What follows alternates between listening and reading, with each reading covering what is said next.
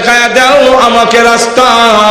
কোরআন বলে দুইটা জিনিস লাগবে জান্নাতে যেতে, একটার নাম ঈমান আর একটার নাম আমল। নবীজির কাছে গেলাম, নবী গো জান্নাতে আমি যেতে চাই, কেমনে যাব? আল্লাহর নবীও আমাদের বলে দিয়েছেন জান্নাতে যদি যেতে হয় একটার নাম ঈমান আর একটার নাম আমল। এই দুইটা জিনিস যদি উম্মতে ঠিক করে করতে পারো জান্নাত থেকে তোমাকে কেউ আটকায় রাখতে পারবে না। আল্লাহর নবীর কাছে এক কালো সাহাবী গিয়ে জিজ্ঞাসা করেন, ইয়া রাসূলুল্লাহ, আগো নবীজি আল্লাহ আমাকে জান্নাত দিবেন কিনা? আল্লাহর নবী বলেন, তুমি কালো এই কারণে জান্নাত দিবে না এমনটা মনে করো না। ঈমান যখন আছে, ঈমান এবং আমল এই দুই জিনিস যদি থাকে রে সাহাবী, জান্নাত থেকে তোমাকে কেউ আটকাইতে পারবে না। এক সাহাবী গিয়া বলেন, ইয়া রাসূলুল্লাহ, এমন কিছু আমল আমারে শিক্ষা দিন যেই আমলের কারণে আমি জান্নাতে যেতে পারি। আল্লাহর নবী বলেন, তুমি যদি 5 ওয়াক্তে কালিমা বিশ্বাস করো, ঈমান আনো, কালিমা পড়ো, নামাজ পড়ো, রোজা রাখো, যাকাত প্রদান করো, আর এই কাজগুলো যদি করো তাহলে জান্নাতে যেতে পারবে। সাহাবী ডাক দিল, ইয়া রাসূলুল্লাহ, আমি একটু বেশ কম করবো না, আমি নিজেও আমল করবো এবং আমার পরিবার আমার গোষ্ঠীর লোকদেরকে বলবো। আল্লাহর নবী তখন ডাক দিলেন, সাহাবীরা রে, দুনিয়ার থাকা অবস্থায় তোমরা জান্নাত দেখতে চাও কি? জান্নাতি দেখতে চাও কি? বলে হ্যাঁ। এই সাহাবীকে দেখে নাও, তাকে দেখলে জান্নাতি দেখা হয়ে যাবে। দুটা জিনিস। আলহামদুলিল্লাহ নাহমাদুহু ওয়া নাস্তাঈনুহু ওয়া নাস্তাগফিরুহু ওয়া নু'মিনু বিহি ওয়া নাতাওয়াক্কালু আলাইহি ওয়া নাউযু বিল্লাহি মিন শুরুরি আনফুসিনা ওয়া মিন সাইয়্যাতি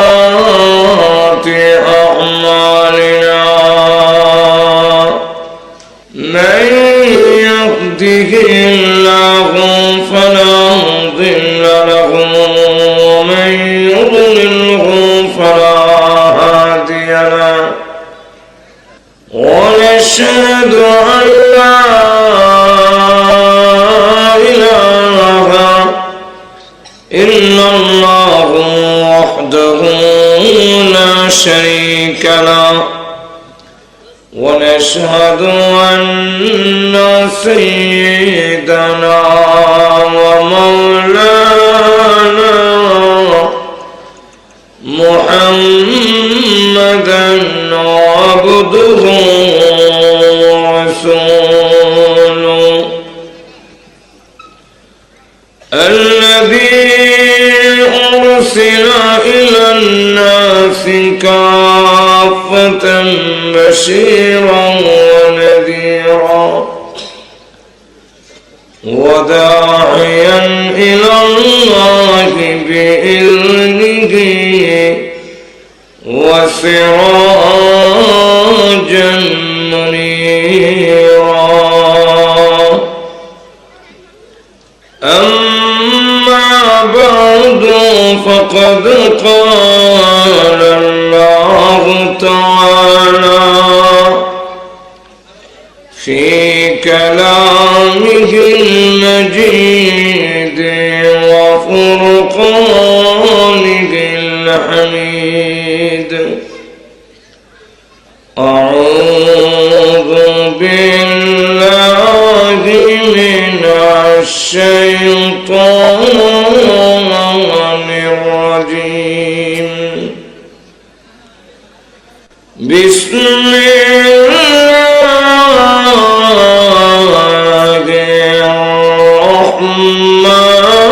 الرحمن الرحيم.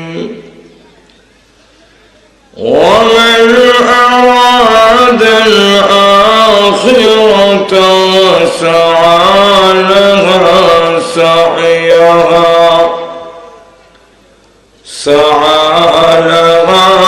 سعيها وهو مؤمن فأولئك كان سعيهم مشكورا. قال النبي صلى الله عليه وسلم لمعاذ أخلص دينك يكفيك العمل القليل. صدق الله العظيم وصدق رسوله النبي الكريم ونحن على ذلك لمن الشاهدين والشاكرين والحمد لله رب العالمين.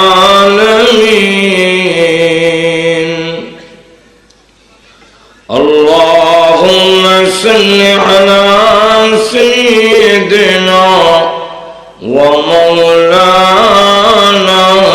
محمد وعلى آله وأصحابه وسلم. بلغ العلا بكماله كشف الدجى بجماله حسنت جميع خصاله صلوا عليه. সন্ন্যাবাড়া এমদাদুল উলুম মাদ্রাসা ও ইতিমখানা কর্তৃক আয়োজিত আজকের বাৎসরিক ইসলামী মহাসম্মেলনের অত্যন্ত শ্রদ্ধেভাজন সভাপতি, উপস্থিত সমবেত প্রাণপ্রিয় মুসলমান ভাইয়েরা, পর্দার অন্তরালে অবস্থানরত অত্যন্ত শ্রদ্ধেয় মা, আমি আপনাদের সামনে পবিত্র কোরআন শরীফের সূরা বনী ইসরাঈলের 19 নম্বর আয়াতে কারিমা তেলাওয়াত করেছি। এই আয়াতকে সামনে রেখে যেই বিষয়টার উপরে আলোচনা করতে চাই, আমি আমার বিষয়ের আলোচনা শুরু করার আগে আনুষঙ্গিক কিছু আলোচনা পেশ করতে চাই, যাতে করে আয়াতটা বুঝতে আপনাদের সহজ হয়। আনুষঙ্গিক আলোচনাটা হলো, আমরা এই পৃথিবীতে একদিন ছিলাম না, আবার পৃথিবীতে থাকব না। এই কথার মধ্যে কোনো দ্বিমত, সারা বিশ্বের সকল মানুষ এই কথার মধ্যে একমত যে আমরা এই পৃথিবীতে ছিলাম না, আবার পৃথিবীতে থাকব। এই জন্যে বাংলা কবি বলেন, আমার আগে এই বাড়িতে বাস করেছে অনেকজন, তারাও গেছে আমিও যাব, থাকবো না কেউ বেশিক্ষণ। আমরা এমন একদিন আসবে এই পৃথিবীতে থাকবো না। এই কথার দ্বারা বোঝা যায় ছিলাম না, তাহলে ছিলাম কোথায়? আর যখন থাকবো না তখন যাব কোথায়? কোথার থেকে আসছে, যাবে কোথায়? এই কথা যারা বলতে পারে না, আমাদের সমাজের লোকেরা তারা পাগল কয়। একটু ধরে বলেন, যদি জিজ্ঞাসা করেন ভাই কোথার থেকে আসছেন, ও জানি না। যাবেন কোথায়, বলতে পারি না। তো আপনারা সবাই বলবেন লোকটা পাগল। ঠিক তেমনি হবে, আমরা কোথার থেকে আসছি, যাব কোথায়, এই কথা যারা বলতে পারি না, সমাজের লোকেরা আপনি আমাকে যতই বুদ্ধিমান বলো, আল্লাহর কাছে আমরা এক পাগল। দ্বিতীয়ত, কোথাও যাইতে হলে যাওয়ার আগে টার্গেট, লক্ষ্যবস্তু, গন্তব্যস্থান ঠিক করতে হয়। একটু জোরে বলেন, যাবেন কই? ঢাকা। এই ঢাকা কথাটা, জায়গাটা যাওয়ার আগে ঠিক করে হাঁটতে হবে। জোরে বলেন, ঠিক না? যাবেন কোথায়? বলে দোকানে যাব। দোকানে যাওয়ার আগে দোকানটাকে লক্ষ্যবস্তু বানায়া তারপরে চলতে হয়, তবেই আপনি আপনার গন্তব্যস্থানের দিকে অগ্রসর হবেন। আর যদি কোথায় যাবেন কোনো স্টেশন নেই, তাহলে আপনার জীবনে হাঁটবেন, গন্তব্যস্থানের দিকে অগ্রসর হতে পারবেন না। তাহলে বোঝা গেল আমরা গন্তব্যস্থান ঠিক করতে হবে পৃথিবী থেকে যাওয়ার আগে। পৃথিবী থেকে বিদায় হওয়ার পরে যদি আবার চান যে আল্লাহ পৃথিবীতে আবার পাঠাও, আমি এখন আমার জায়গা ঠিক করে যাই, আর কি আসা যাবে? চাবেন একদিন। আল্লাহ কোরআনে বলছেন ربنا أبصرنا وسمعنا فارجعنا نعمل صالحا إنا موقنون।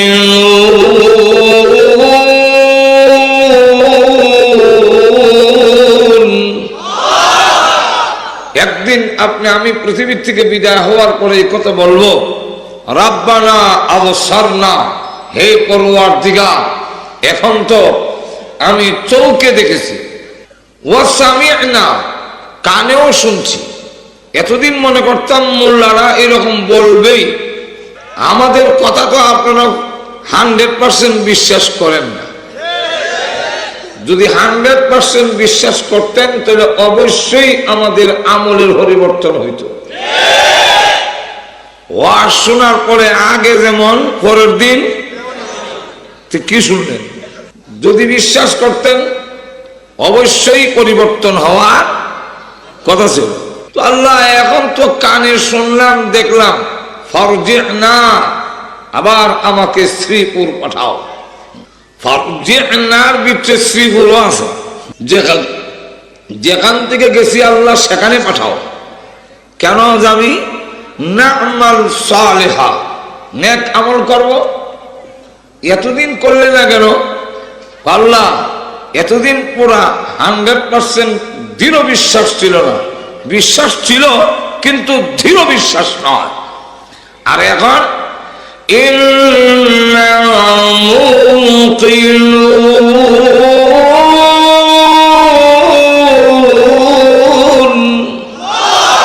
আল্লাহ এখন দৃঢ় বিশ্বাস হয়েছে, যেহেতু এখন দেখে ফেলেছি, কিন্তু আবার পৃথিবীতে আসার কোন সুযোগ পাওয়া যাবে না। যারা বলেন ঠিক কিনা? তাই দুনিয়ার থেকে যাওয়ার আগে টার্গেটটা ঠিক করে যদি জীবন চালান, তাহলে গন্তব্যস্থানের দিকে যত সময় অতিবাহিত হবে আমার, তত সময় আমি আমার গন্তব্যস্থানের দিকে অগ্রসর হতে পারবো। তাইলে এখন আসুন, সময় কম, আলোচনা অনেক বেশি। প্রথম নম্বর হলো যে আসলাম কোত্থেকে, এটা আগে ঠিক করি। জোরে বলেন ঠিক না? আমরা এই পৃথিবীতে আসার আগে সকলেই আমরা ছিলাম জান্নাতে। কোথায় ছিলাম? আপনি, আমিও জান্নাতে ছিলাম, বুশ, বারাক ওবামা তারাও জান্নাতে ছিল। সব জান্নাতে ছিলাম। আমাদের আসল বাড়ি হলো জান্নাত। কিভাবে ছিলাম? আল্লাহ পাক এক আয়াতের মধ্যে বলে, ইয়া আদম উসকুন আনতা ওয়া যাওজুকাল জান্নাহ, হে আদম তুমি জান্নাতে বসবাস করো এবং তোমার স্ত্রীকে নিয়ে। এই কথা কেন বললেন জান্নাতে বসবাস করো? আল্লাহ পাক আদম আলাইহিস সালামকে সৃষ্টি করার সময় কি জান্নাত বলছিলেন না পৃথিবী বলছিলেন? আল্লাহ বলেন আরেক আয়াতে, ওয়া ইউ ক্বালা রাব্বুকা লিল মালাইকা ইন্নী জাইলুন ফিল আরদি খলিফা। আল্লাহ ফেরেশতাদেরকে বললেন পৃথিবীতে আমি খলিফা বানাবো। খলিফা, খলিফা বুঝেন তো আপনারা? প্রতিনিধি। এটা তো কঠিন হয়ে যায়, অনেকে তো প্রতিনিধি শব্দও বুঝে না। সহজ ভাষায় পরিবর্তে, যার পরিবর্তে যে কাজ চালায় তাকে তার খলিফা বলা হয়। তাহলে পরিবর্তে কাজ চালায় যিনি, তাকে প্রতিনিধি বলা হয়। আল্লাহ বলেন আমার পরিবর্তে কাজ চালানোর জন্য আমি একটি জাতি সৃষ্টি করব। ঘুমাই গেছেন নাকি আল্লাহ?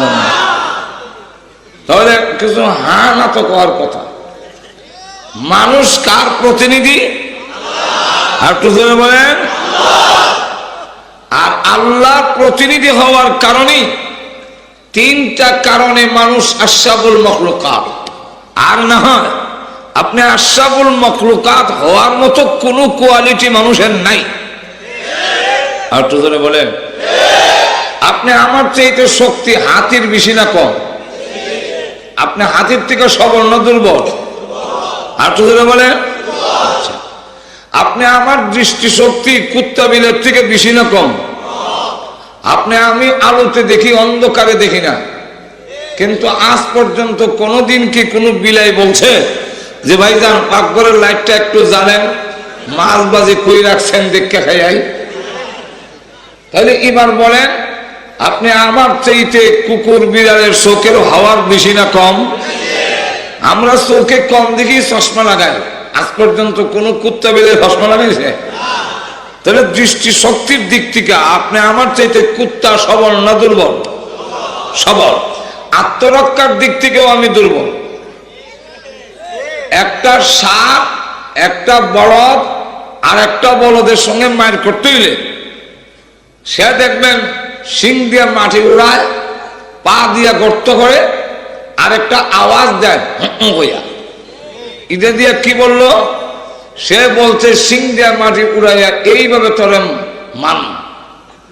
আর গর্ত করে দেখাইছে মারার পরে তোরে যে দাফন করুন গাথা করছি। আর দিয়ে বুঝাইছে বেড়াই লাগবা। ওই বলদটা আবার দেখবেন এই কথা বলে না, একটু দাঁড়া আমি বাড়ি থেকে একটা লাঠি নিয়ে আসি। কেন? লাঠির জন্য তার বাড়িতে যেতে হয় না, লাঠি সুটা তার মাথায় আল্লাহ দিয়ে রেখে দিছেন। আর একটু জোরে বলেন। তো লাঠি সুটা তার আত্মরক্ষার অস্ত্র তার সাথে আছে, যেরকম ঠিক নেই।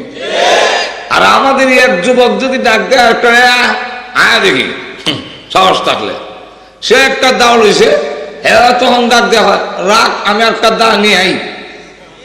একটু জোরে বলেন। তাৎক্ষণিক ভাবে মোকাবেলা করার মতো কোন অস্ত্র তার সাথে নাই। প্রত্যেকটা প্রাণীর আছে, লক্ষ্য করে দেখেন। এমনকি ঈসা মাছ, ওর কপালে একটা ঢেকার আছে। কাকড়া, তারও দুইটা কেসি আছে, সিফাতা ধরবো হা করে রাখছে, সিফাতা ধরার লাগে। যেরকম ঠিক কিনা? তাহলে আত্মরক্ষার অস্ত্র প্রত্যেকটা প্রাণীর সাথে। অন্ধকার রজনীতে যখন বাড়ি যাবেন, আপনার আষাঢ় মাস যখন বড় বড় মোটা মোটা ব্যাং, এটা গাওড়া ব্যাং কয়, চিনেন তো না? এই গাওড়া ব্যাং যদি আপনার সামনে দেয় এক ফাল, আশরাফুল মাখলুকাত মাধ্য হয়ে দেয় 3 ভাগ। যেরকম ঠিক কিনা? তাহলে এবার বলেন সব দিক থেকে আমরা সবল না দুর্বল? আটু ধরে বলেন। আপনারা আমাদের কাপড় বাইন করতে গেলে, কাপড় তৈরি করতে গেলে সুতা লাগে, সুতা আবার দোকান থেকে আনতে হয়, বিভিন্ন জায়গা থেকে আনতে হয়। কিন্তু একটা মাকড়সা, সে কিন্তু তার জাল বুনতে গিয়ে সুতার জন্য কোনো ফ্যাক্টরি যেতে হয় না, টেক্সটাইল মিলে যেতে হয় না, তার এর ভিতরে সুতার ফ্যাক্টরি খুলে দিচ্ছে। কিন্তু আপনি যদি তাকে আবার মাঝখান দিয়ে ছিঁড়ে ফেলেন, সুতা 1 ইঞ্চিও হবে না। একটা হাঁস যখন পুকুরে চলে যায়, পানিতে নদীতে চলে যায় সাঁতরাবার জন্য, বইটার জন্য বাড়িতে যেতে হয় না, ওর পাউডার আল্লাহ বইটা বানাই দিছে। আপনি মোরগের আঙ্গুলগুলো ফাঁকা, কিন্তু হাঁসের এই ফাঁকটারে আল্লাহ পর্দা লাগাই দিছেন। কেন? বইটার প্রয়োজন হবে পানিতে গেলে, বইটা ভাইব কই হ্যাঁ ওই বইটা। না এক কথায় সব দিকে যদি বলতে যাই, আপনি আমার চাইতে মেধা, আমার বাচ্চার চাইতে গাভীর বাচ্চার মেধা বুদ্ধি বেশি। আমার বাচ্চা জন্ম হওয়ার পরে কোন জায়গায় দুধ আছে হ্যাঁ কোথায় না, হ্যাঁ খালি কান্দে। কিন্তু একটা গাভীর বাছুর জন্ম হওয়ার পরে কয়েক ঘন্টা পরে উঠে দাঁড়ায়, মার ওই দিক দিয়ে মুখ লাগায়, ওই দিক দিয়ে মুখ লাগায় তালাশ করতেছে দুধ কোথায় আছে। বলেন ঠিক কিনা? তাহলে লক্ষ্য করে দেখেন সব প্রাণী মেধাও আমরা অনেক পরে আকলমন হই, কিন্তু বাচ্চারা শুরু থেকে দেখা গেল গাভীর বাচ্চারা এতটুক বুদ্ধি আছে যে তার দোষ তার খুঁজে বের করতে হবে। যেরকম ঠিক না? সব দিক থেকে দুর্বল। ফেরেশতা নূরের তৈরি, জিন্নাত আগুনের তৈরি, আর আপনি আমি মাটি হইলে তো খুব ভালো ছিল। মাটিও না, আমরা তো ঝগড়া লেগে যাই মাটি আর নুন নিয়ে। কম আমরা তো মাটিও না, মাটি তো বহুত ভালো। মাটির চাইতে আমরা আরো নিকৃষ্ট। আমাদের সৃষ্টিটা হইলো মাটি, হইলেন আদম আলাইহিস সালাম ডাইরেক্ট মাটির তৈরি। আর আমাদের সৃষ্টিটা হইলো কোরআনে আল্লাহ বলছেন নাপাক পানির দ্বারা তৈরি করা হয়েছে, যেই পানি মুখে উচ্চারণ করতে লজ্জাবোধ হয়। আমি আমার মেয়ের সামনে বলতে পারি না, আমি আমার ছেলের সামনে বলতে পারি না কিসের তৈরি। কিন্তু লক্ষ্য করে দেখেন, আপনি আমার এক কোনা নাপাক পানি দুধের কেজিও 50-60 টাকা হতে পারে। অনুমান করে কইলাম, কত দাম তা মোটামুটি একবারে হুবহু জানি না, আন্দাজ করে বললাম 50-60 টাকা, বেশ কম হইতে পারে। কারণ দুধের দাম তো জানি না, সারা বছর তো মানুষের গরুই খায়, দুধ কত হয়তো তার জানার কথা না। তো এখন লক্ষ্য করে দেখেন, দুধের কেজি যদি 50-60 টাকা হয়, আর আপনি আমাকে যেই কোরআনের ভাষায় নুতফা, বাংলা নাম বললাম না, লজ্জা হয়। এখন কোরআনের ভাষায় বলা হয় নুতফা। এই নুতফা যদি 50 পয়সা দেও কেউ নিবে না, দুর্গন্ধ, গান্দা, নিকৃষ্ট এমন একটি বস্তু দিয়ে তৈরি করে আপনার দেহের মধ্যে নূরের তৈরি ফেরেশতা, 20 জন ফেরেশতার সিকিউরিটির জন্য, আপনার দেহের নিরাপত্তার জন্য আল্লাহ পাক 20 জন ফেরেশতা রাত দিন 24 ঘন্টা ডিউটির মধ্যে লেগে রেখে দিয়েছে। তাহলে না পাকের তৈরি মানুষের সিকিউরিটি দেয় নূরের তৈরি ফেরেশতা। আপনি ধরে বলেন, এত মর্যাদা, এত দাম হওয়ার পেছনে কারণটা কি? আপনি কেমনে আশরাফুল মাখলুকাত হইলেন? আমরা ইঞ্জিনিয়ার আছে, গরবারে নকশা তৈরি করে দেয়, প্ল্যান দেয়। তো এরকম ইঞ্জিনিয়ার তো বাবুই পাখি না হইয়া, আর আপনি পইরা বাবুই পাখি দেখেন তাল গাছের পাতায় ঝুলাইয়া বাসা বানাইলো, তার ফাউন্ডেশন উপর থেকে নিচে। আপনি ধরে বলেন, একটা মাথার ভিতরে একটা পাতায় এমন ভাবে ঢুকাইলো না সেটা খুলতে পারবেন না। আবার এমন একটা গম্বুজ দিছে, গম্বুজটা হইলো বউ নিয়ে থাকার জন্য আলাদা রুম টানা দিছে। এইভাবে দেখবেন, এটা হলো রেস্ট হাউস। ভিতরে গরম লাগলে এখানে বসা বাহিরের বাতাস খায়। লক্ষ্য করে দেখেন, তার ঘরের ভিতরে ইলেকট্রিসিটি ফিট করছে, ওয়াবদা না তবদা লাগতো, পল্লী বিদ্যুৎ না, ঘন্টার ঘন্টার লোডশেডিং। একটু কাদা এনে রাখে, তারপরে এক জাতীয় হুক আছে, তার নাম জুনাকি হুক। এই জুনাকি হুকের মুখে হইল সুইচ, আর পিছে হইল বাল্ব। অফ অন মুক্তিকা করে, নিভায় জ্বালায় মুক্তিকা।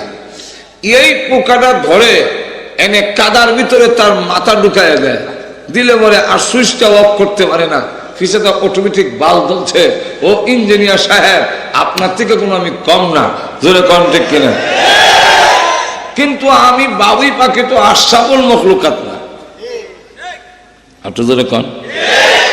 লক্ষ্য করে দেখেন, বলে ডাক্তারই হলো, উনি ডাক্তার সাহেব হইলেন, যথেষ্ট হবে না? বলে না, এটা তো বানরে হয়, আমি না হইলি ডাক্তার। ভারতের এক এলাকায় বানরের খুব অত্যাচার, তাই বানরগুলোকে মেরে ফেলার জন্য কিছু রুটি ভালো আর কিছু রুটির মধ্যে বিষ মিশ্রিত করে ছাদের উপরে রেখে দিয়েছে, যাতে করে রুটিগুলো খাইয়া বানরের 14 গোষ্ঠী মেরে যায়। কিন্তু বানররা এসে নাক লাগানো মাত্রই বুঝে ফেলেছে কি একটা ভেজাল, সব রুটি ফেলে দিয়ে চলে গেল। সকলে বলল মাশাআল্লাহ, চলে গেছে, ভালো হয়েছে। না, কতক্ষণ পরে ঘুরে আসছে 12টা বানর মেয়ে, যাদের পিছনটা লাল, এরা হলো মেডিকেল অফিসার। ওরা এসে রুটি নাকের মধ্যে লাগায়, যারা বিষ এটা একদিকে, যার মধ্যে বিষ নেই ওইটা আরেক দিকে, দুইটা ভাগ করে ফেলছে। আরেক দল বানর পাড়ে দিয়েছে জঙ্গলে, ওরা গিয়ে ঢাল নিয়ে আসছে পাতা সহ। এখন একটা বিষ মিশ্রিত রুটি খায়, একটা পাতা খায়, একটা বিষ মিশেল রুটি খায়, আর একটা পাতা খায়। এমন করে সমস্ত বিষ মিশেল রুটি খেয়ে ফেললো, একটা বানরের ফেরো অসুখ হইল না। ও ডাক্তার সাহেব, আমি এগুলো জানি, কিন্তু ইয়ার পরও আমি আশরাফুল মাখলুকাত না, আপনারা আশরাফুল মাখলুকাত। আর একটু জোরে বলেন।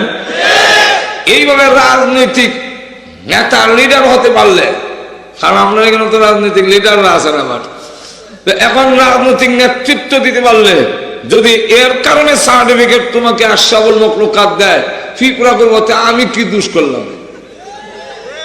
তোমাদের চাইতে যদি নেতৃত্ব আমার একটু দুর্বল হইতো তাহলে বুঝতাম, কিন্তু পিপিলিকার নেতৃত্ব আরো বলিষ্ঠ। লক্ষ্য করে দেখবেন, দেওয়াল বেয়ে পিপিলিকা যায় কিন্তু সারিবদ্ধ ভাবে যায়, লাইন দিকে যায়, অথচ দেওয়ালে জায়গা আছে। তো আর একটা পিপিলিকা উল্টা যায়, দেখছেন কিনা মানে, নাইলে আজকে থেকে গিয়ে দেখবেন উল্টা যায়। যাইবার সময় আর একটা পিপিলিকার সাথে যেন সংঘর্ষ লাগতেছে, কি জানে বলে যায় থামিয়া। আমার মনে হয় এটি বলে যায় যে আমাদের নেত্রীর ওয়ার্ডার শুধু এনে না, যেরকম ঠিক কিনে। আর আমরা 100 লোকের মিছিল লেগে গেলে বিশেষের দোকান ভাত জ্বালায় গাড়ি করে ভেঙে কেমন করলে না তারা হইতে পারে না, জোরে বলেন ঠিক কিনা। পিপিলিকার যখন এলাকার পানি উঠে যায় তখন তাদের নেত্রীর ওয়ার্ডার এখন সারা এই পানি উঠে গেছে, চতুর্দিকে পানি, এর মোকাবেলা করা সম্ভব নয়। তখন দেখবেন সমস্ত পিপিলিকা ঐক্যবদ্ধ হইয়া একটা চাকা হয়ে যায়। এই চাকা হয়ে গেল ঐক্যবদ্ধ হয়ে, এখন নির্দেশ দেয় উপরে যারা আসো নিচে যাবি, নিচে যারা আসো উপরে উঠবি। এখন দেখবেন চাকাটা পানির মধ্যে ঘুরতে থাকে। কিন্তু আমাদের যদি এমন নির্দেশ দেয় যে নৌকা ডুবে গেছে, তোমরা একজন আলগিদা ধরবা, আবার তাকে পানির নিচে দিবা, আবার তুমি উপরে উঠবা, এরকম করবে। এই অর্ডার যদি হয়, আমরা যাকে যে পানির তলে ঢুকাবো কিয়ামতের আগেও উঠতে দেব না। তাহলে আপনি আমার চাইতে নেতৃত্ব পিপিলিকার কম নয়, কিন্তু এরপর পিপিলিকা আশরাফুল মাখলুকাত না, আশরাফুল মাখলুকাত মানুষকে আল্লাহ টাইটেল দিয়েছে। আর একটু ধরে বলেন কেন বলবো না, অসুবিধা হইতেছে। 3টা কারণ, যেরকম কয়টা? এর একটা কারণ হলো পিপিলিকা আল্লাহর খলিফা না। বাবুই পাখি আল্লাহর খলিফা, ফেরেশতা আল্লাহর খলিফা, জিন্নাত আল্লাহর খলিফা। আল্লাহর খলিফা হলেন মানুষ, আল্লাহর পরিবর্তে মানুষ এই জমিনে কাজ চালিয়ে যাবে। এই কারণে আল্লাহ রাব্বুল আলামিন বলেন, আমি যেমন দামি, আমাদের দেশের প্রধানমন্ত্রী যদি কোথাও চলে যান, ওনার পরিবর্তে যে কাজ চালায় উনি প্রধানমন্ত্রীর মর্যাদায় আছেন। যেরকম ঠিক না? কেন? উনি প্রধানমন্ত্রীর খলিফা। যদি বিরোধী দলের নেত্রী চলে যায়, ওনার পরিবর্তে যে কাজ চালাবে ওনার মর্যাদা রাখে। ঠিক তেমনি ভাবে এরশাদ সাহেব যদি চলে যায়, তার পরিবর্তে তার দলের প্রধান যিনি হবে সে তার দলের মধ্যে এরশাদ সাহেবের মর্যাদায় আছেন। ঠিক তেমনি ভাবে মানুষ আল্লাহর খলিফা, অতএব সমস্ত মাখলুকের মধ্যে আল্লাহর পরের মর্যাদা হলো মানুষকে দেওয়া হয়েছে। এলো এক কারণ, সংক্ষেপ করে বলছি। 2 নম্বর কারণটা হইল মানুষ, মানুষ তোমরা যতই দুর্বল হও, যতই অপরাধী হও, তোমরা মর্যাদা আমি আল্লাহর পরে ফেরেশতার চাইতে বেশি। এর কারণ আমার বিশ্ব নবী তোমরার দলে। আর তো দলে বলে বিশ্ব নবী কোন দলে? আমাদের দলে, অর্থাৎ মানব জাতির থেকে আল্লাহ সৃষ্টি করেছে। আর তো দলে কন মানব জাতির থেকে যদি রসুলকে সৃষ্টি করেছেন, কিন্তু রসুল আপনি আমার মতো নয়। রসুলের চরিত্রের মধ্যে কোনো কলঙ্কের দাগ নেই। বিশ্বনবী হলেন, বিশ্বনবী এমন নবী যার চরিত্র বিশ্বের মধ্যে একমাত্র ব্যক্তি আছে যাকে বলা যায়, যার চরিত্রকে বলা যায় ফুলের চাইতে পবিত্র। সেই বিশ্বনবী রাহমাতুল লিল আলামিন। যেহেতু আমরার দলে, আমরা বিশ্বনবীর দলে, আল্লাহ বলেন তোমরা দুর্বল হওয়ার পরে দাম বেশি দাও। আর তো জোরে বলেন গেল 2।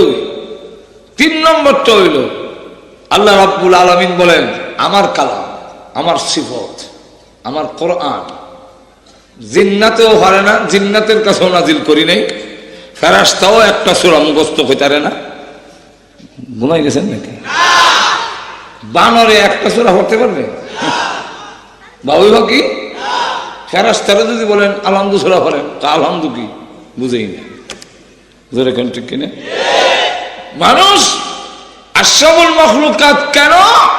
আল্লাহ রাব্বুল আলামিন বলেন ৩ নম্বর কারণ হলো আমার কালাম, আমার সিফত, আমার অংশ মানুষের ভিতরে। আর দুপুরে বলে এই কোরআন মানুষের কাছে থাকার কারণে মানুষ হইল আশরাফুল মাখলুকাত। যা এতক্ষণ পর্যন্ত এই জিনিসটা বোঝায় না। এবার আসুন, আদম আলাইহিস সালাম কার খলিফা? ইন্নী জাইলুন ফিল আরদি, ফিল জান্নাত না তো, ফিল আরদি খলিফা। খলিফা কি বেহেশতের না দুনিয়াতে? আর তো ধরে বলে, তাহলে আল্লাহ আদমকে বানাইলেন পৃথিবীর খলিফা না বেহেশতের জন্য? আচ্ছা, এখন আপনারাই বলেন, বেহেশত যদি পৃথিবীর খলিফা বানায় থাকেন তা তো বানানো শেষ, ওনাকে পৃথিবীতে ছেড়ে দিবেন, কিন্তু তা না করে জান্নাতে রাখলেন কেন? মনে আছে তো আপনারা? মনে আছে না? ভুলে গেছেন মাঝখান দিয়ে? কোন জায়গায় রাখছেন? একটু জোরে বলেন। ইয়া আদামু উসকুন আনতা ওয়া যাওজুকাল জান্নাহ, জান্নাতে রাখার জন্য বলছেন। জোরে কোন ঠিক না? তাহলে জান্নাতে রাখলেন কেন? এই কেন জবাবে মুফাসসিরিনে কেরাম 2টা জবাব দিয়েছেন। জোরে কোন কয়টা? একটা জবাব হইল, আল্লাহ যদি ডাইরেক্ট পৃথিবীতে ছেড়ে দিতেন তাহলে আমরা জানতে পারতাম না যে আমাদের স্থায়ী ঠিকানা না কোন। একটু জোরে বলেন। আপনি কোত্থেকে আসছেন, যাবেন কোথায়, এটা বলা সম্ভব ছিল না। তাই আল্লাহ রাব্বুল আলামিন পৃথিবীতে আমাদেরকে পাঠাইয়া জান্নাতে এর আগে রেখে আগে জায়গা নির্ধারণ করেছেন। তোমাদের বাসস্থান কোথায়, তোমাদের জায়গা কোথায়, এই কথাটা বুঝাবার জন্যে আল্লাহ রাব্বুল আলামিন ডাইরেক্ট সরাসরি দুনিয়াতে না ছেড়ে দিয়ে জান্নাতে রেখে আমাদের বাসস্থান আগে ঠিক করলেন, তারপরে আল্লাহ দুনিয়াতে ছেড়ে দিলেন। কথাটা বুঝেন? 2 নম্বর হইল, আল্লাহ রাব্বুল আলামিন জান্নাতের ভিতরে রাখার জন্য বললেন, হে আদম তুমি জান্নাতে বসবাস করো এবং তোমার স্ত্রীকে নিয়ে। এখানে আপনারা বলেন তো দেখি, জান্নাতে বসবাস কজন করছিলেন? আপনারা কিছু ওয়াজে আইছেন তো, কিছু লইয়া যাওয়ার দরকার। যেরকম ঠিক কিনা? এবার বলেন, জান্নাতে কয়জন রইলেন? 2 জন, একজন পুরুষ আর একজন নারী। যেরকম ঠিক না? একজন স্বামী আর একজন স্ত্রী, 2 জন রয়েছে না জান্নাতে? তো আল্লাহ তো বলার কথা তোমরা 2 জন জান্নাতে থাকো, এইভাবে বলার কথা না, কিন্তু এইভাবে বলেন নাই। বলছেন আদম তুমি থাকো। ঘুমাই গেছেন না? বুঝেন না? দুটোর একটা বললেন। আদম, আদম কাকে আল্লাহ বললেন? ইয়া আদামু উসকুন আনতা, তুমি জান্নাতে বসবাস করো, ও যাওজুকাল জান্নাহ, তোমার স্ত্রীকে নিয়ে তোমরা 2 জন জান্নাতে বসবাস করো। উসকুনা আনতুমা, এইভাবে না বলে উসকুন আনতা, তুমি জান্নাতে বসবাস করো, তাকিদ দিয়া, গুরুত্ব দিয়া। উসকুনের ভিতরে তুমি শব্দ আছে, আবার আনতা তুমি, তুমি 2 বার কেন? আল্লাহ রাব্বুল আলামিন গুরুত্ব সহকারে আদমকে বললেন জান্নাতে থাকার জন্য এবং তোমার স্ত্রীকে নিয়ে। এইভাবে কেন? আল্লাহ পৃথিবীতে আসার পরে আদম এবং আদমের সন্তানরা কিভাবে জিন্দিগি, পারিবারিক জিন্দিগি চালাবে, কার অধীনে কে থাকবে, কোথায় থাকবে, হ্যাঁ ভিন্ন হবে। স্বামী এখানে, স্ত্রী আরেক জায়গায়, এই কথা বলবে, স্বামীর কথা মানবো না, বাংলা করে থাকবো না, এই কথা বলার কোনো অধিকার স্ত্রীর নাই। যেহেতু আল্লাহ রাব্বুল আলামিন আদমকে বলেছেন তুমি এবং তোমার স্ত্রীকে নিয়ে জান্নাতে থাকো, তাহলে কার সাথে কে থাকবে? আল্লাহ নির্ধারণ করে দিয়েছেন স্বামীর সাথে স্ত্রী থাকতে হবে, অন্য কোথাও নয়। কথাটা বুঝতে পারছেন? কেন? 2 জন আল্লাহর সৃষ্টি, পুরুষও নারীও। যেরকম ঠিক কিনা? আদমকেও হাওয়াকেও কে বানাইছেন? আর একটু জোরে বলেন। জান্নাতে রাখবার সময় আল্লাহ একজনকে বললেন কেন তোমার সাথে রাখো, তোমার সাথে রাখো। এই রাখো কেন? এটার একটা উদাহরণ যথেষ্ট। আপনার এক ছেলের বয়স 20 আর এক ছেলের বয়স 7, 2 জন নানার বাড়ি যাবে, আপনি সব জায়গায় দেখাশোনা করার নিয়ে যাওয়ার জন্য দায়িত্বটা 7 বছরের ছেলেকে দিবেন না 20 বছরের? কেন? আপনার কেন যে জবাব, আল্লাহ কেন পুরুষকে নারীকে সব জায়গায় দেখাশোনা করার দায়িত্ব দিলেন, আপনার যে জবাব, আল্লাহর জবাব এক জবাবই। অনকে চিন্তা হইরা বের করেন, সব আমি ভেঙে খেলাম নাই। জোরে কোন ঠিক কিনা? আল্লাহ রাব্বুল আলামিন জান্নাতের ভিতরে আদম আলাইহিস সালাতু ওয়াস সালামকে বললেন, তোমার স্ত্রীকে নিয়ে জান্নাতে থাকো। এখান থেকে ও মা বোনেরা, স্বামীর অধীন ছাড়া পৃথিবীর কোথাও তোমার নিরাপত্তা নাই। সংসদ বলো আর মেল ফ্যাক্টরি বলো, গার্মেন্টস বলো, মার্কেট বলো, যে কোনো জায়গায় বলো, স্বামীর অধীন ছাড়া একজন মহিলার ইজ্জত সম্মানের নিরাপত্তার আর এর থেকে উত্তম জায়গা পৃথিবীতে না। স্বামীর অধীনই একজন স্ত্রীর জন্য সবচেয়ে নিরাপদ জায়গা। আর যেখানে যাইবা স্বামী ছাড়া খালি খাবলাই। আর একটু জোরে বলেন, নিরাপদে থাকতে দিত না। আর একটু জোরে বলেন। এখন ভাই আমার লক্ষ্য করে দেখেন, আদম আলাইহিস সালাম এবং হাওয়াকে দুজনকে জান্নাতে রাখলেন, কিন্তু আল্লাহর তো আগে উদ্দেশ্য জান্নাতে কি রাখবেন না বের করে দিবেন।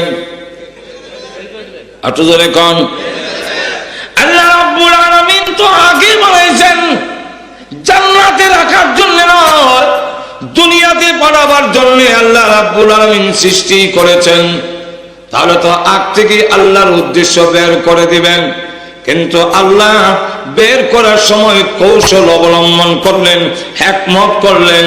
আল্লাহ ইচ্ছা করলে বলতে পারতেন তোমরা দুজন এবার দুনিয়াতে চলে যাও, আগামী শুক্রবারে যাও দুনিয়াতে যাইবা, দুইজন ফেরেশতা নিয়ে জমিনে নিয়ে থইব।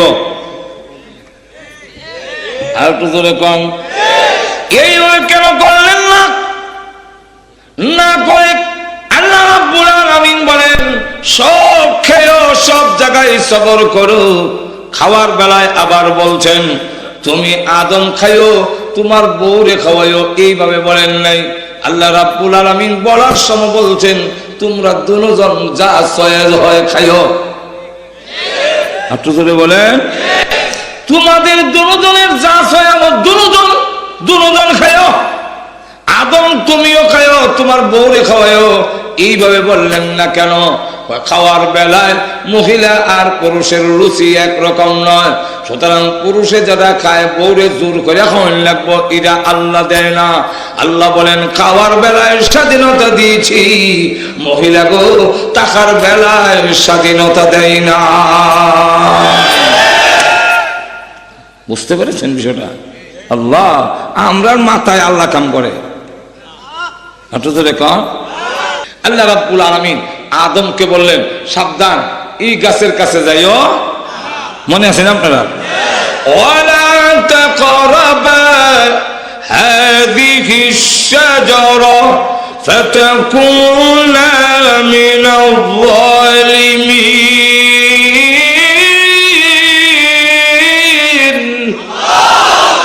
ওয়ালা তাকরাবা হাযিহি আশ-শাজারা, এই গাছের কাছে যাইও না। কেন? সহজ বাংলা হইল যদি যাও খাও দুনিয়াতে যেতে হবে। এবার আমি আপনাদের কাছ থেকে জানতে চাই আল্লাহর ইচ্ছা কি দুনিয়াতে আউন নেই না বেসলাম? তে খাইও না, খাইলে যাওয়ান লাগবো। এটা কি? এটার নাম কৌশল। এটার নাম কৌশল। যেমন আপনার বাচ্চা স্কুলে যেতে চায় না, হ্যাঁ মাইরা ফিটটা নেট দিয়ে স্কুলে গাল ফুলায় বইতে পড়ে না।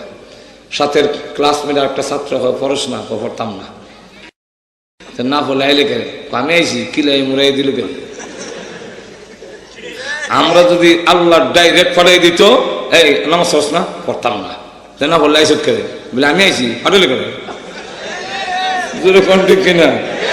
এখন আপনি কৌশল করলেন। কৌশলটা কি? হ্যাঁ লাল কালারটা খুব আকর্ষণীয় আপনি জানেন। এরপরে টিপ বিস্কুট খাবে লেগে হবে, এর লেগে এক প্যাকেট লাল টিপ বিস্কুট এনে রেখা দিলেন আলমারির, রেখা দিয়ে বললেন সব খাইছি দেখাইস না, যদি খাস স্কুলে যেতে হবে। এবার আমি আপনাদের কাছে জানতে চাই আপনার ইচ্ছা কি খাইতো নি? একটু খাইস না, খাইলে স্কুলে যাওয়ান লাগবো। এটা কি এটার নাম কৌশল। যখন এটার নাম কৌশল। হ্যাঁ অপেক্ষায় আব্বা কোন সময় সর্ব খাইতো, আব্বাও সুযোগ দেয় হ্যাঁ খেয়ে গেলে একবার বিস্কুটের প্যাকেটটা সিরা 2টা বিস্কিট খাই ফার্স্ট আয়া না করছিলাম না খাইস না বলে হ খাইছ যে খাইতাম না খাইলে স্কুলে যাওয়ার লাগবো। হ্যাঁ আয় এখন স্কুল আয়। হ্যাঁ না করতে পারেনি একটু যদি বলেন এখন দেখবেন যায় আর কান্দে। অ্যালবামটি নিবেদন করছেন ইসলামী প্রযোজনা প্রতিষ্ঠান বেতার বিতান অডিও এন্ড সিডি সেন্টার।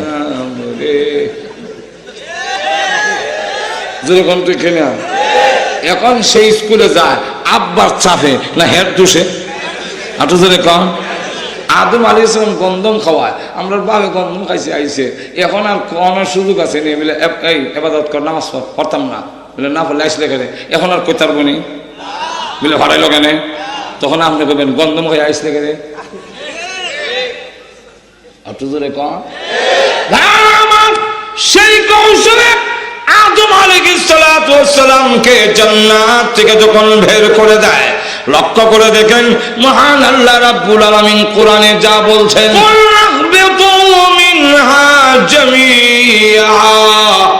হে আদম তোমরা সব বের হয়ে যাও, জান্নাত থেকে বের হয়ে যাও।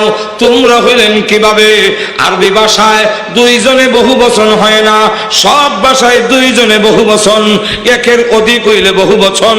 আরবিতে দুইজনে বহু বচন হয় না, এক বচন, দুইজন হইলে দ্বিবচন, তিনজন লাগে বহু বচন হইতে। কতজন লাগে? আদম আর হাওয়া দুইজনে মিলে বহু বচন হয় না।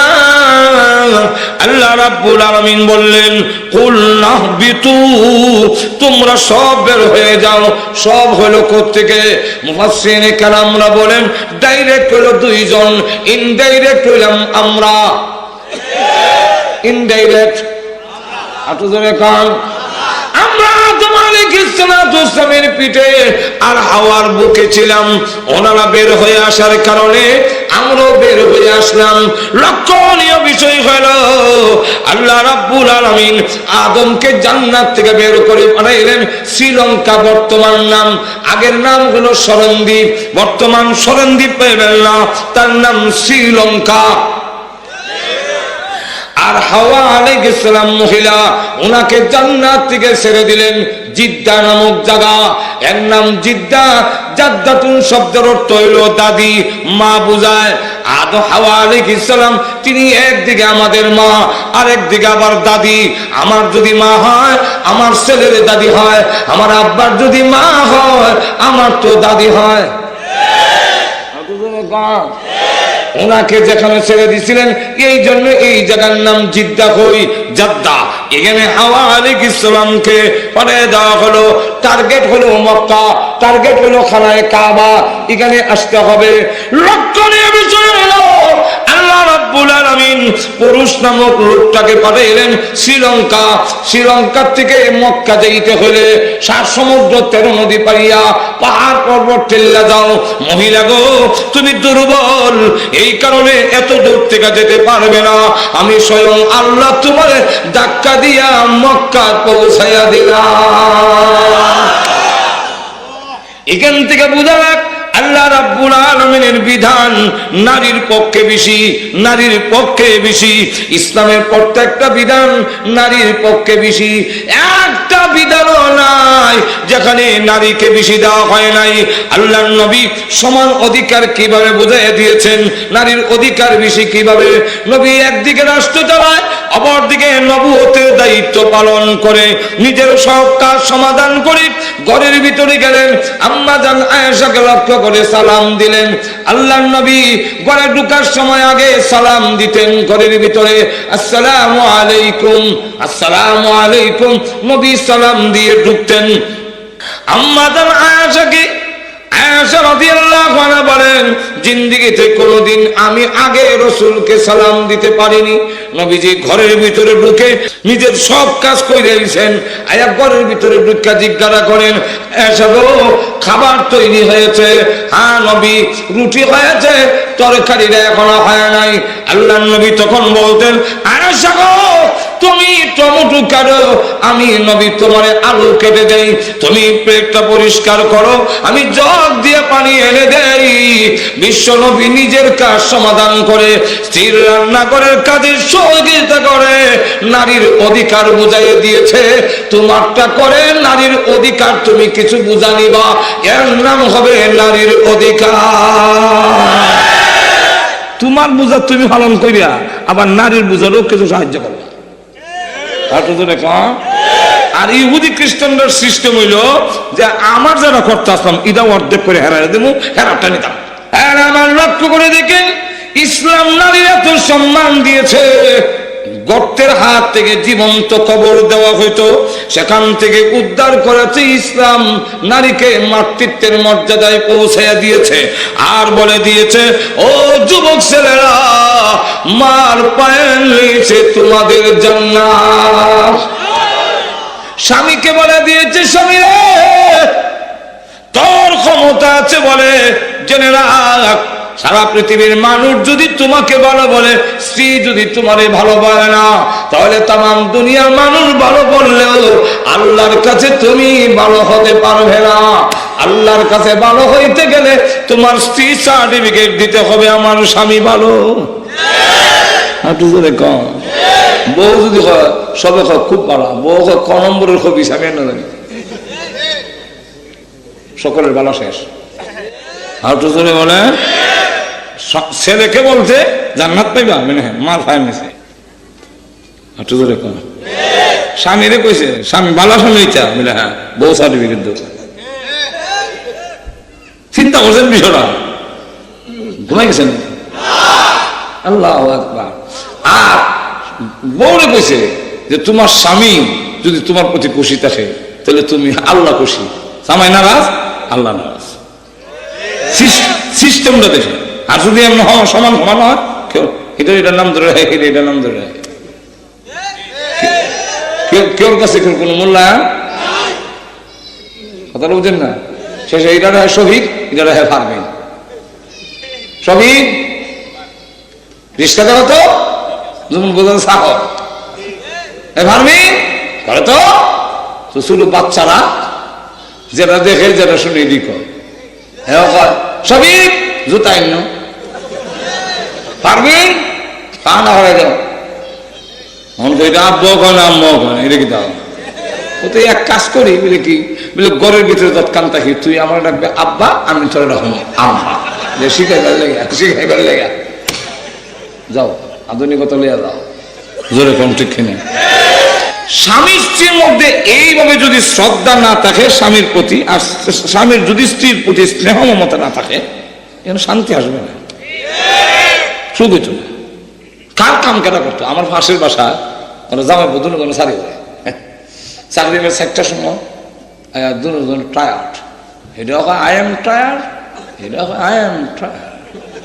তখন বা হ্যাঁ হ্যাঁ ভাত কাটা দিত, ভাত ফাত করতো কেনা, বাচ্চা কয় পাহানা করবো, শফিক কয় পারবিন পাহানা করাও, পারবিন কয় আমি তো চাকরি করছি 4টা, তুমি করাও।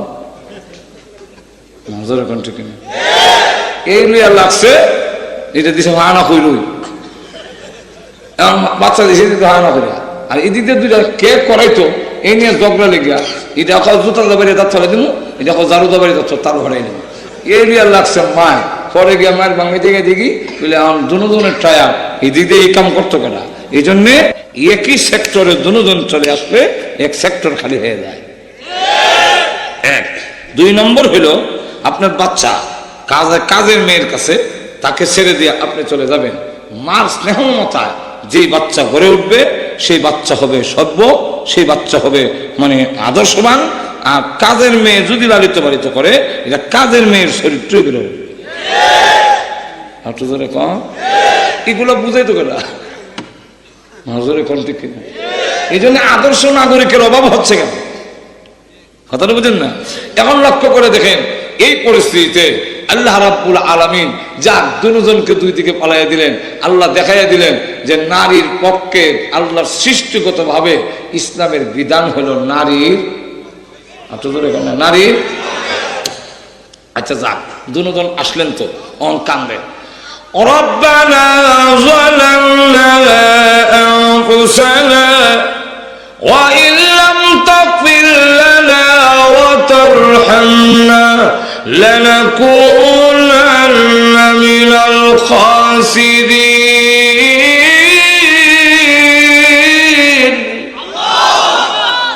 এমন দোয়া আল্লাহ শিক্ষা দিলেন, কোন বান্দা বান্দি যদি নীরবে নির্জনে তা একাগ্রতার সাথে আন্তরিকতার সাথে নীরবে আল্লাহর দরবারে এই দোয়া 3 বার পড়ে, রব্বানা যালামনা আনফুসানা, আল্লাহ বলেন আমার বান্দার গুনাহ মাফ না করলে আমি আল্লাহর শরম লাগে। আদম আলাইহিস সালাম কাঁদতে কাঁদতে আইলেন, একটা টিলার মধ্যে বসলেন, এর নাম সফা। হাওয়া আলাইহিস সালাম তিনি ওইসা এক টিলার মধ্যে বসলেন, তার নাম হলো মারওয়া। এখন দুজন আবার এই টিলার থেকে নেমে জাবালে রহমতের কাছে একটা মাঠে দেখা হয়ে গেল। এই মাঠের নাম আরাফাত। আরাফাত অর্থই হলো সাক্ষাৎ, দেখা। দুইজনের দেখা হয়ে গেল। আরাফাতে যাওয়ার পরে হযরত আদম আলাইহিস সালাম বলেন, প্রভু গো, এতক্ষণ পর্যন্ত কানলাম, 350 বছর কাঁদছি, এখন আমার ভিতরে একটা কথা উদয় হয়েছে, সেটা হলো বিশ্বনবীর উসিলায় আমার দরখাস্ত তুমি মঞ্জুর করে নাও। আল্লাহ বলেন, এই নাম পেলে কোথায়? এই নামটা বলবো না? অসুবিধা দিতেছে?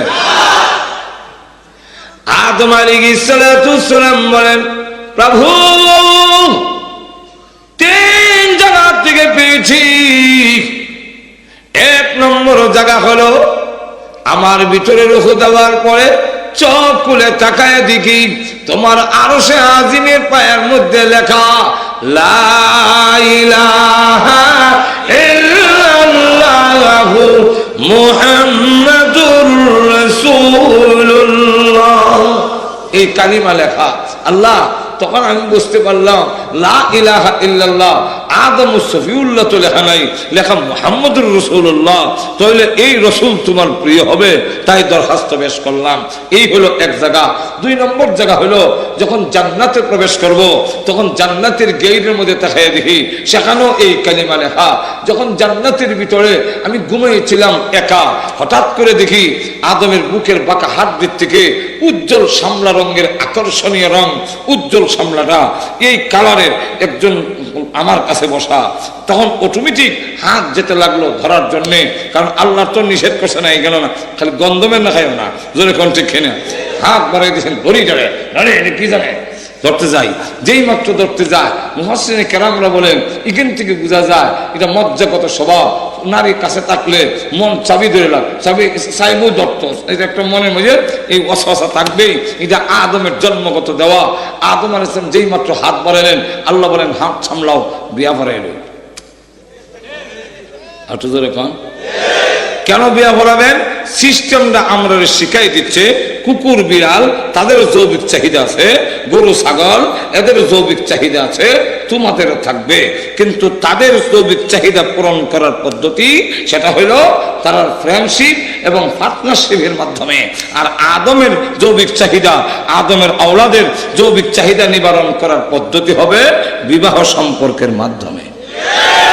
আর তো ধরে কান, তাহলে আমরা দেশে কুকুর বিড়াল এরা বিয়া শাদী নেই, কি আছে? বিয়া আছে কি? পার্টনারশিপ এবং ফ্রেন্ডশিপ। কুকুর হইল কুকুরনির পার্টনার, কথা বুঝেন না? পার্টনার আপনি ইহুদি খ্রিস্টানরা আপনি ইউরোপ যান, লন্ডন আমেরিকা যান, জামাই কয় না পার্টনার। আর পার্টনার কারে কয়? লাভের বেলায় আছে, খাস্তার বেলায় নাই। এই জন্য কুকুর পার্টনার। শুধু বাদর মাসও কুকুরনির পিছনে দৌড়ায়, কাতি মাসে যখন বাচ্চা হয় তখন দেখবেন বাড়ির থেকে এটা ছটফট করে কুকুরনি আর হেপ বইয়া লম্বা টান দেয়। লক্ষ্য করছেন কিনা জানি না আপনারা, আমি লক্ষ্য করে বলতেছি, দেখবেন এর অর্থ হইলো আমি জানি না, আমি পার্টনার। আর তো জোরে কন, পার্টনারশিপ ফ্রেন্ডশিপ। আর মানুষ পার্টনারশিপ না, তোমার হবে বৈবাহিক জিন্দেগীর মাধ্যমে চাহিদা নিবারণ, জোরে কোন ঠিক কিনা? এই পার্টনারশিপের মাধ্যমে কুকুর বিড়াল আর কুত্তা বিলাই সেই চাহিদা নিবারণ করবে।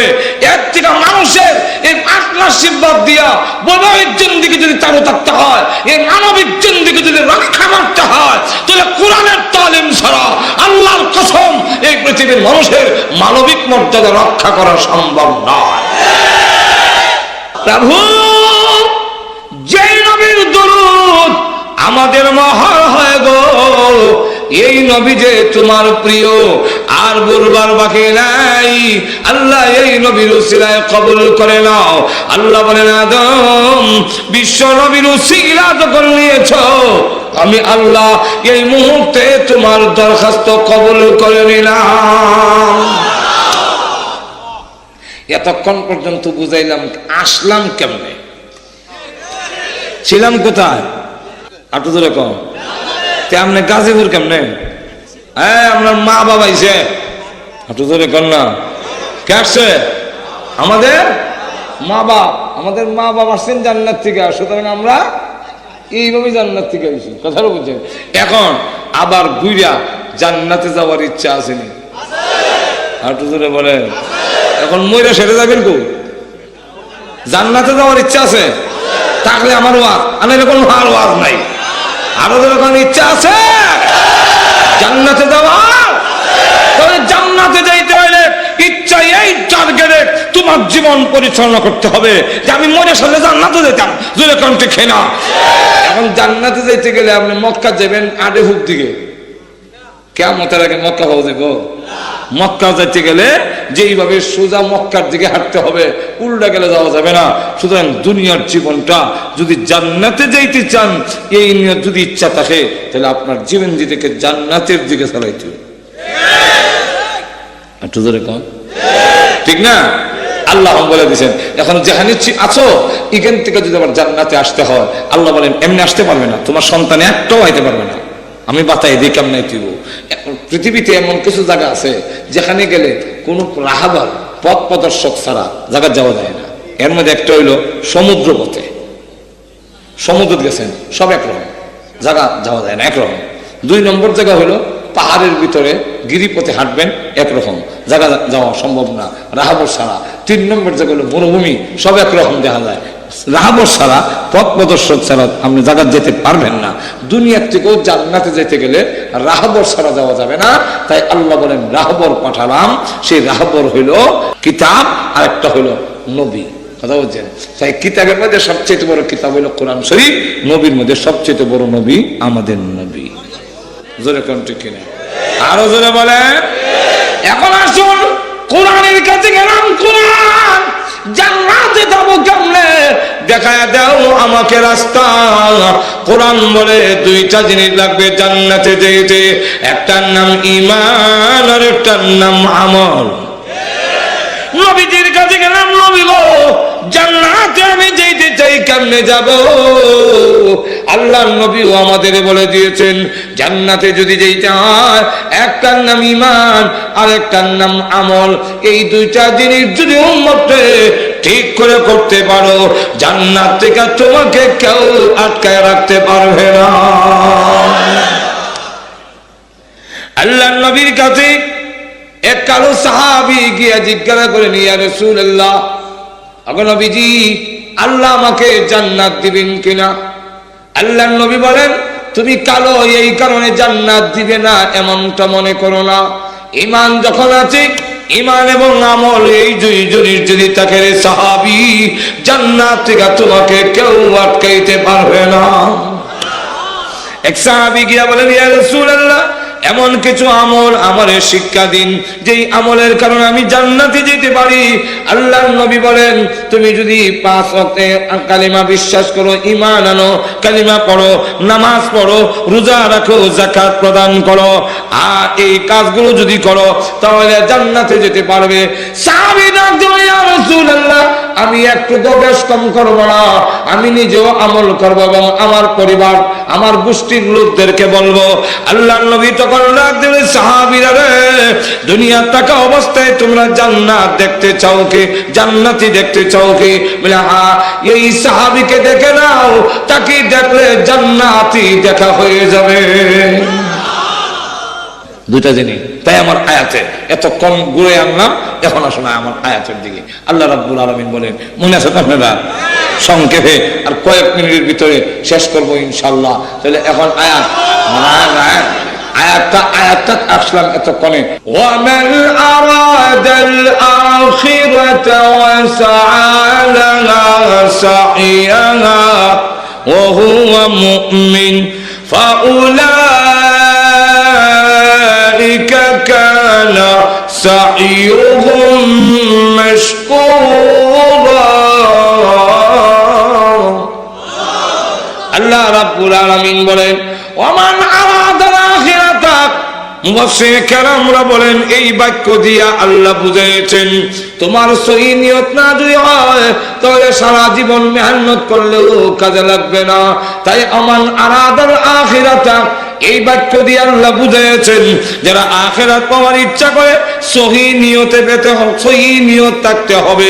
ইখলাস আর খুলুসিয়তের সাথে যদি করে সামান্য আমল কিয়ামতের মাঠে নাজাতের উসিলা হয়ে যাবে। তাই আল্লাহর নবী বলেন, হে মাস আখলিস দীনাকা ইয়াকফিকাল আমালুল কলিল। হে মাস, তোমার ঈমানকে তোমার দ্বীন রেখারি করো, অল্প আমলে নাজাতের জন্য যথেষ্ট হয়ে যাবে। ঈমান যদি নির্বেদাল থাকে, শিরক মুক্ত হয়, আমল যদি বেদাত মুক্ত হয়, সামান্য আমল যদি থাকে, কিয়ামতের কঠিন ময়দানে আল্লাহ রাব্বুল আলামিন তার বান্দাকে যেই কোনো একটা অজুহাতে জান্নাতে পৌঁছে দিবেন, জান্নাতে পৌঁছে দিবেন, জান্নাতে পৌঁছে দিবেন। যেমন লক্ষ্য করে দেখেন, আল্লাহ নবী বিশ্বনবী রাহমাতুল লিল আলামিন একটি ঘটনা তুলে ধরেছেন। এক লোক আল্লাহওয়ালা আর একজন গুনাহগার, দুইজন মরুভূমি দিয়ে যায়। আল্লাহওয়ালা লোকটার পানি শেষ হইয়া গলা কাটা মুরগির নয় চটপট আরম্ভ করে দিয়েছে। গুনাহগার লোকটার হাতে পানি আছে, এখন বলে আমি যদি উনাকে পানি দিয়ে দিই বিপদে পড়লে আমি পাবো কোথায়? আবার বলে আল্লাহ, একজন আল্লাহওয়ালা লোক শেষ হয়ে যাবে, তা হতে পারে না। ওনাকে আল্লাহ সন্তুষ্টির জন্য পানি দিয়ে দিলেন। পানি পান করে আল্লাহওয়ালা লোকটা সুস্থ হইয়া দুজন মরুভূমি অতিক্রম করে চলে আসলেন। পর্যায়ক্রমে একদিন দুজনের মরণ হলো।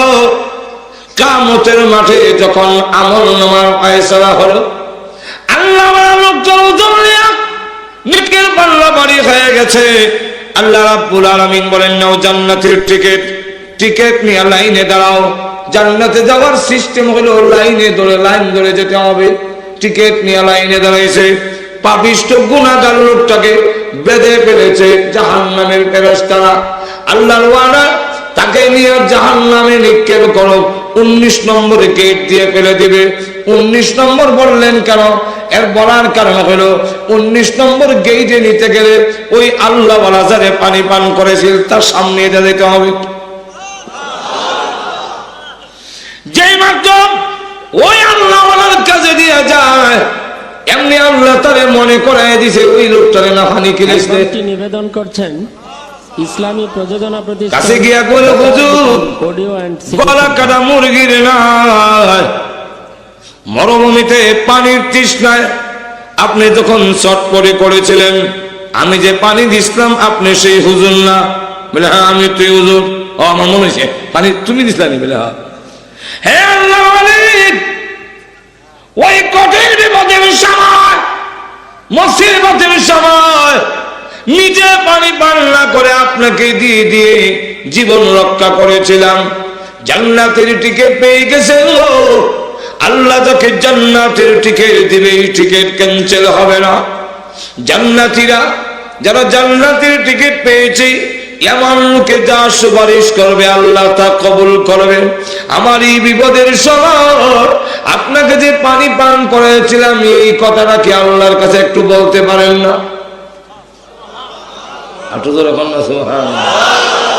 এমনি লোকটা ডাক দেওয়া, প্রভু গো, বড় বিপদের সময় তোমার এই গোলাম আমাদের পানি পান করেছিল, আল্লাহ তুমি কি তারে মাফ করে দিলে হয় না? আল্লাহ বলেন এই কথাটা বলার জন্য তুই তাকে তোমার সামনে হাজির করেছি।